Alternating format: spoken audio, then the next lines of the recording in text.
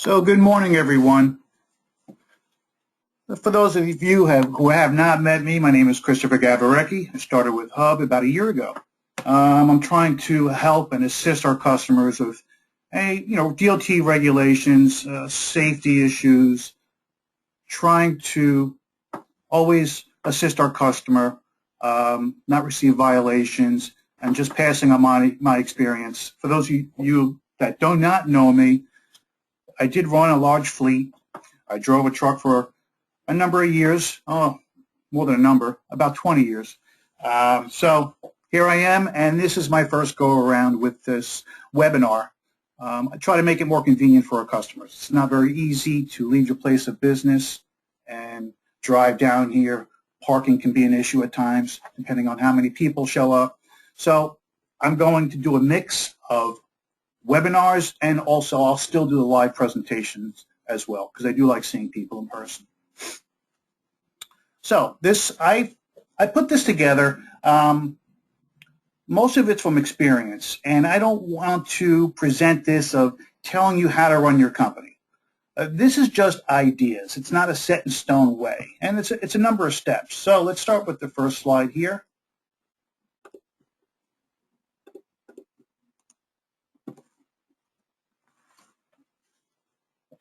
We all encourage promoting a safe driving practices for any organization to succeed. Every 12 minutes, someone dies in a motor vehicle crash, and most of these accidents occur during the workday. So whether you have 1 or 100, it really doesn't matter the size of your fleet. It's your safety program that you have in place.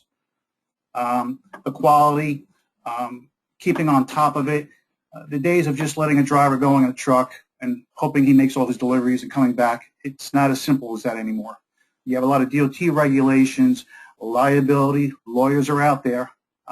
So I figured I'd put together this program to help assist our customers.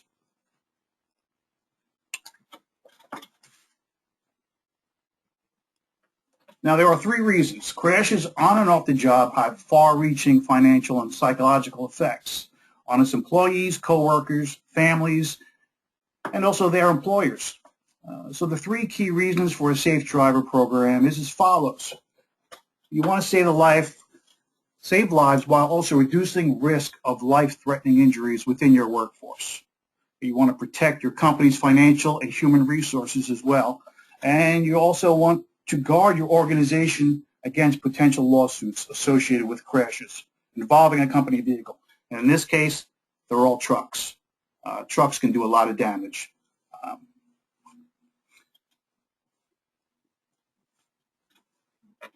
So getting started, there are approximately 10 steps that I've put together here that should be factored in when initiating a driver safety program. And they are number 1, management, commitment, and employee involvement, written policies and procedures.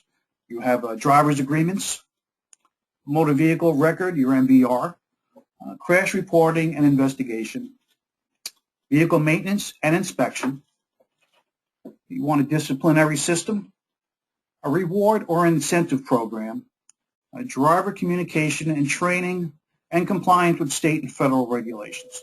So I'm going to break all these down, and we'll see here. Step 1, you want a management, commitment, and employee involvement. And you want to set this from the very beginning. When you implement a company-wide safety program, it is not only for when the employees drive during work hours, but also when they drive to and from work. You really want to communicate with your employees, not just your drivers, everybody involved, that being safe is a good thing. And you really want to promote that. You should set leadership, set policies, the allocation of resources. And when I mean allocation of resources, I just mean most of it is time. Time for meetings, time to communicate with others. Safe driving programs are pretty much mostly communication. This is to create a culture of safety within the organization. Encouraging employee participation and involvement at all levels is good practice. So everybody from the top to the bottom, most of us drive to and from work, and not only driving a company vehicle. It should be from the top to the bottom. Safety meetings should be encouraged. Not a lot. I would say maybe once a year, twice a year, sometimes even quarterly.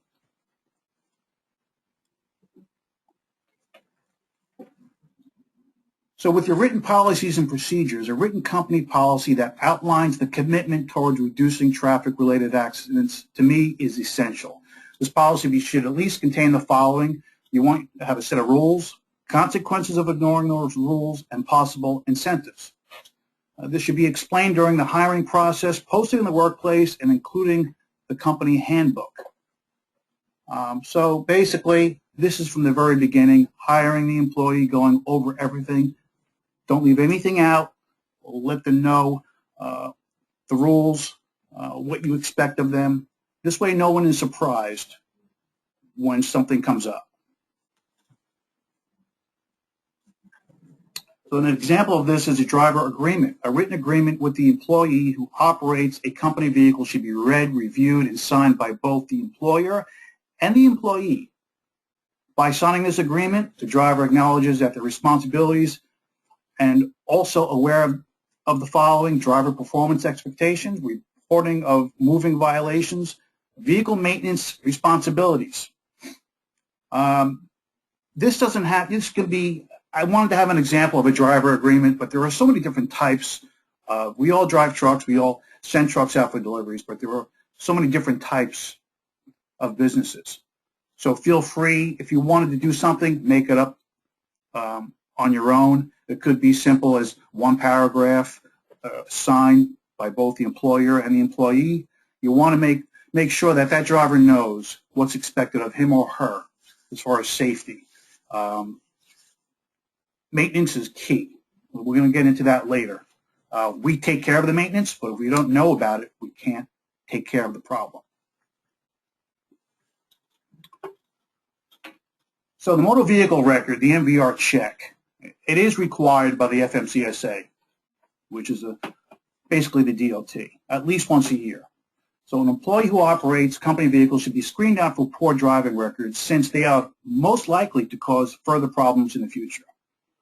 The number of violations that are allowed before losing driving privileges should be clearly defined during the hiring process. So generally how I used to do it, I always had a monitoring system, like a lens program, which is through the DMV, that would let me know of any conviction or violation, suspensions. Even if they took a defensive driving course, I always knew about it because I was always notified. So you want to clearly spell this out to the driver, how many points before it can affect their driving position. This is very important. I mean, even now more than ever, crash reporting and investigation. You really want to establish and enforce a crash reporting and investigation procedure. All crashes must be reported to the supervisor as soon as possible after the accident has occurred. You want to have a clear reporting policy that should be used to guide the driver in how to correctly report the accident. The reason for this is, if somebody's never been in an accident before, they get into one, they're confused. They don't know what's happening. They're nervous. They'll call up in a panic. You want to set a policy, and I used to use the A word because I never like using the word accident. But you want to set this up at the beginning. It is a confusing situation. It's very nerve-wracking for the driver. So you want to set this up, some kind of plan, a reporting kit. You tell them at every driver's meeting, at the beginning of employment. This procedure could be used to also help find the cause, no matter who is at fault. And you want to use these procedures to create a correction plan if needed, and to also help eliminate future accidents as well. What not to do, whether it be winter driving, dozing off behind the wheel. This is probably one of the most crucial of all of this. Liabilities. That's the key thing. It's liabilities. So try to set up some kind of checklist. Take photos, police report.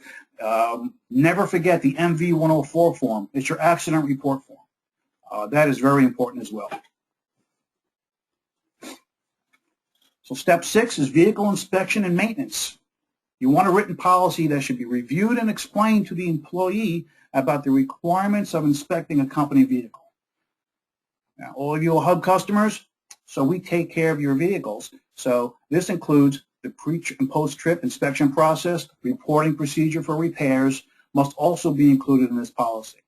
So basically, to make it simple, have a policy where they don't leave something not fixed. They have to take care of their vehicles. It's their office.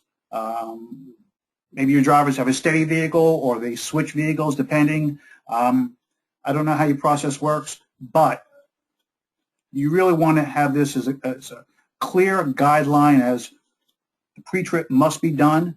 Look for the truck, any damages, any lights not working after he or she comes back from their route. You want to make sure there's a clear process of how to do a pre-trip inspection and reporting of any defects in the vehicle. You pay Hub to take care of your vehicles, and I'll always say this, we can't fix the truck unless we have the truck. And you can't fix the problem if you don't know about the problem. So that should be clear.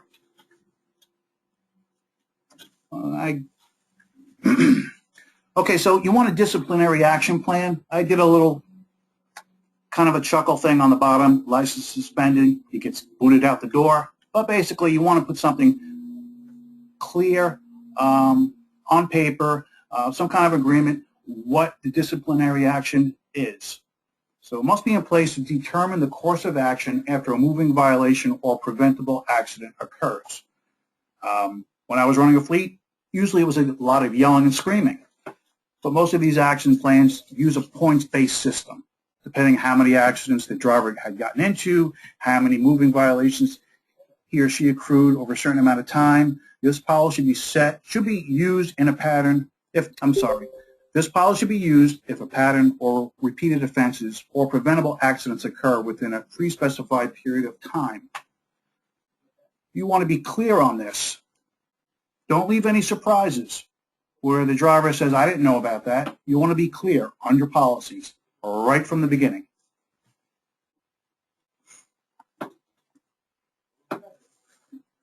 On step 8, it's a safety bonus program, and this could be not necessarily money there, where I have the little dollar sign. It could be gift cards, or a driver's luncheon. You want some kind of rewards program. It's a good motivator and also an incentive to help reduce your violations and or crashes. Now, we all know that these drivers drive for a living, and it's their livelihood. And they should be responsible for being a safe driver because of their livelihood. That's their job. But creating some kind of friendly competition between employees, whether it be a Subway gift card or a quarterly bonus, you really want to have something. I'm not saying, throw a bunch of money at the driver, but something, some kind of reward, a gift, even a certificate, something, a plaque. You just want to have a motivator because it affects your company's bottom line. It affects your DOT regulations. The more violations the driver gets, it affects the company. It's not just the driver. So it's a team effort. It's the company and the driver because both are being recorded with DOT regulatory rules on the SAFER website. Both the companies' DOT report is on there as well as the drivers. So it's a team situation, and this is a great motivator.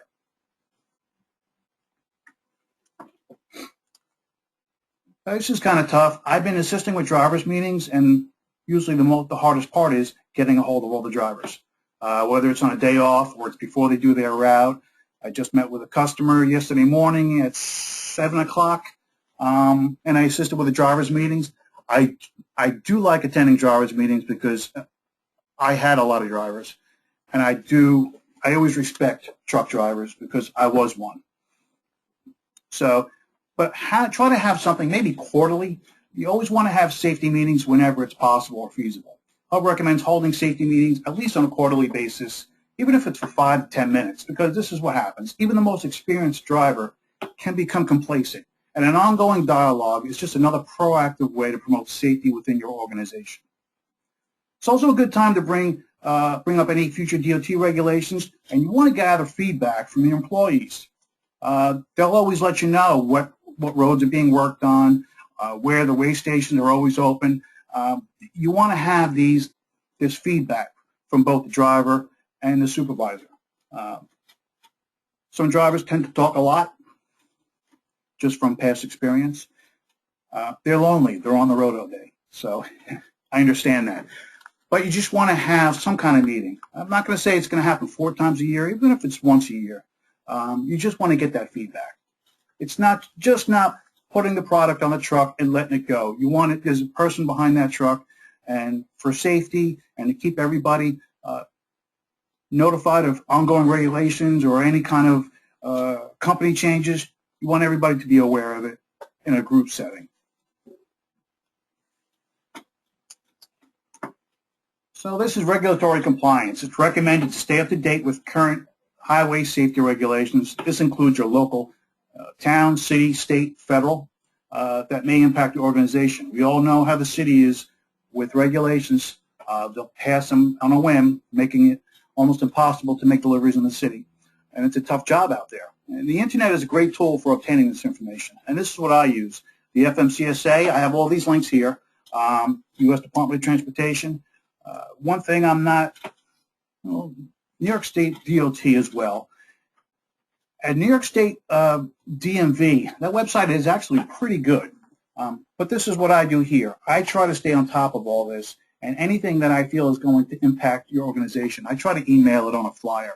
And I try to notify everybody. There are some changes coming up. It won't affect you, but anybody trying to get a new DOT number as of October, it'll be a $300 fee. Used to be, right now it's free. So they're going from free to $300. So that's just one regulation. E-logs are coming up. A ruling will be held on that probably, I believe, by the end of September. And it may be about a 2-year time period before that happens. But those are just a few of the regulations. You want to stay up to date on this.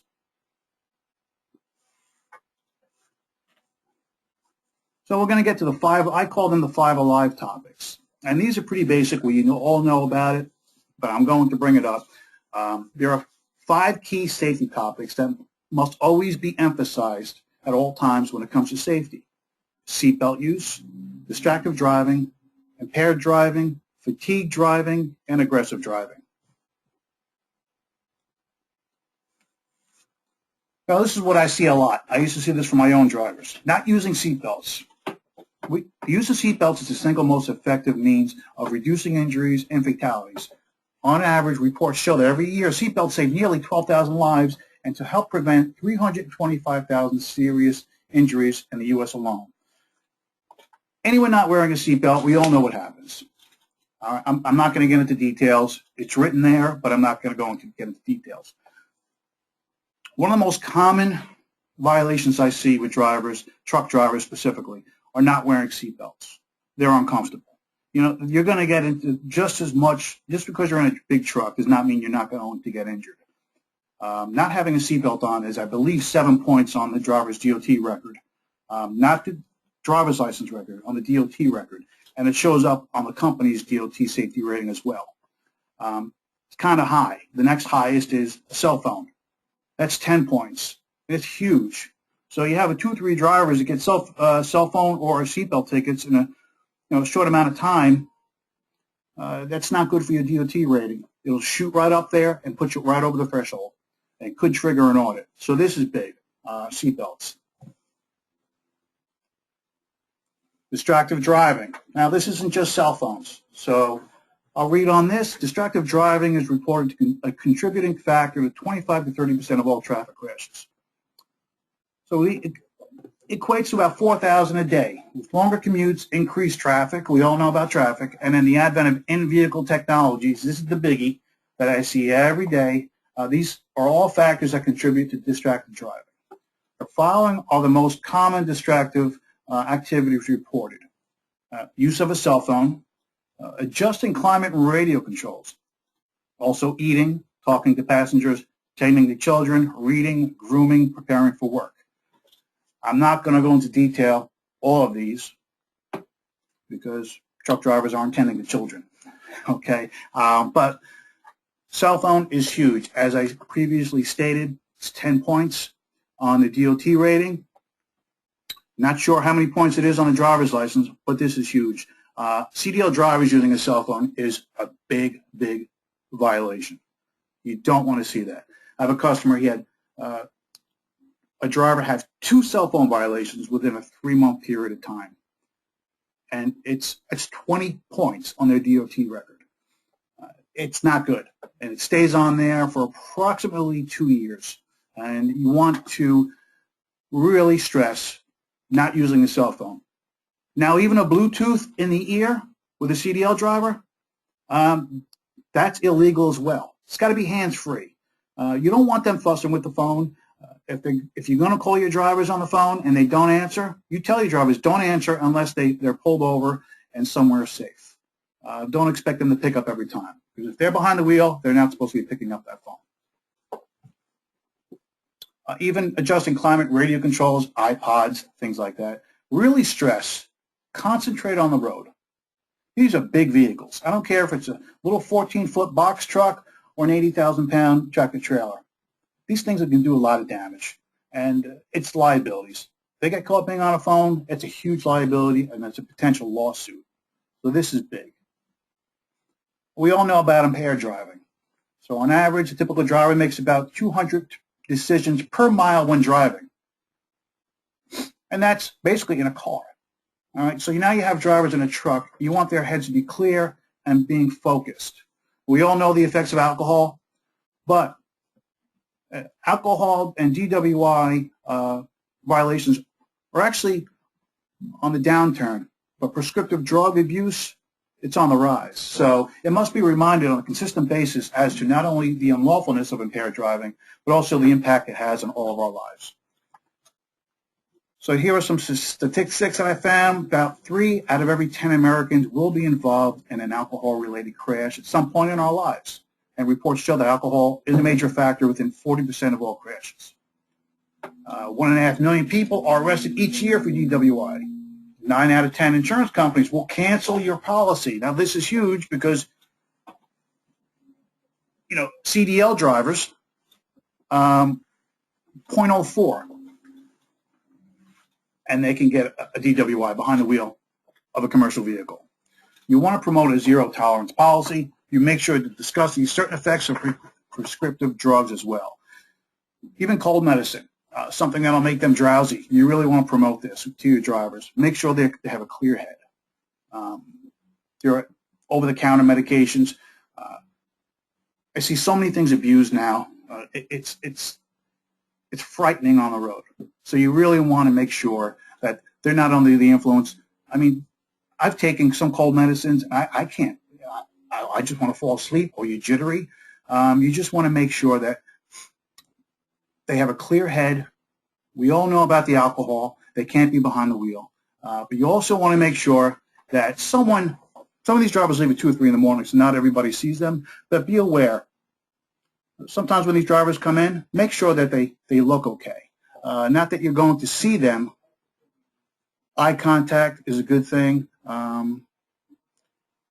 I have had instances where I wasn't sure of certain drivers if they were able to drive, whether it be they were sick, they didn't look right, they just didn't seem right. So liability, it's liability, liability. Now this is the most common, especially with truck drivers, and this is just as dangerous as drinking and driving and being on prescriptive drugs under the influence. It's fatigue driving. And to me, this is really underreported because you can't prove it. You can't do a blood test to show that they were tired, okay? But this is huge, especially with truck drivers. Some key things to remember. Can't remember the last few miles driven. So we want to pass this on to you drivers. The drivers drifting from lane and hitting a rumble strip, repeated yawning, difficulty keeping eyes open, consistently correcting to stay in lane. You really want to have a talk with your drivers, and you tell them if they feel drowsy, take a nap somewhere safe. You want them to be like I said, a clear head. You want them to be alert. This is huge with truck drivers. I used to drive a truck. I do remember dozing off at times. And it's scary. It's very scary. So, like I said, I think there are a lot more accidents that are not reported because how are you going to prove it? Okay? Unless somebody has a video camera of a truck driver sleeping behind the wheel. So they can't prove it. There's no blood test for it. It's not like a DWI, but it's just, this is probably just as dangerous.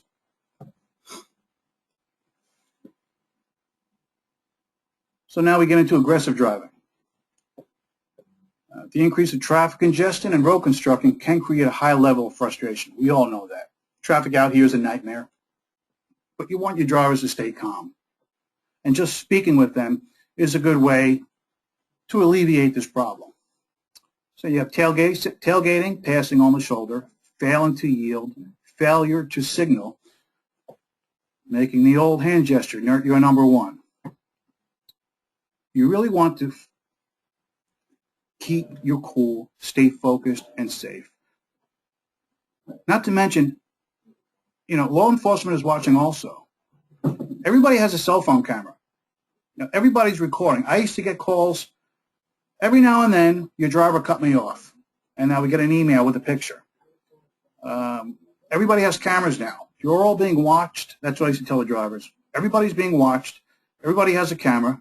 Not that it's safe for a driver to be using a cell phone camera as they're driving as well, but there's cameras everywhere. We all know about the red light cameras, highway cameras, but the public, everybody has a camera on their phone.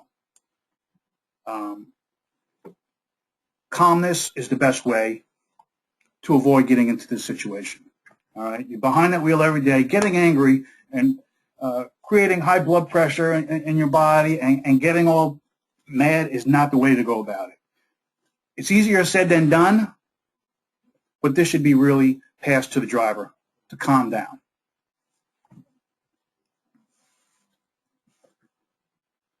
So on this conclusion, the objective of a safe driving program is to communicate with all personnel that is authorized to operate your company vehicle. And I stress this, from the very beginning, the plan must be clear, thoroughly explained, and reviewed during the hiring process. And like I said in the beginning, you can't just let a driver go down the road without safety guidance. Those days are over. Insurance costs, liabilities, and current rules and regulations and a company-wide safety program must be enacted while also being a team effort that rewards and disciplines when warranted.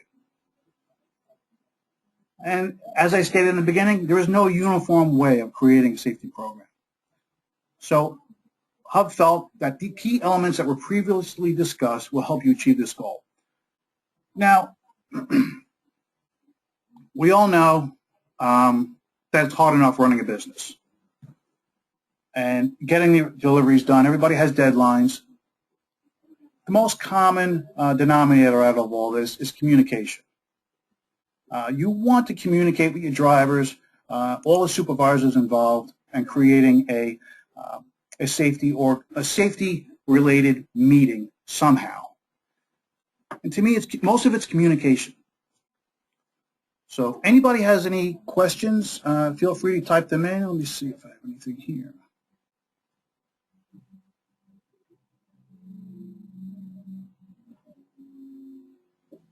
I'm going to put the mics on just in case you have some questions, and I'd like to chat with everybody for a little bit.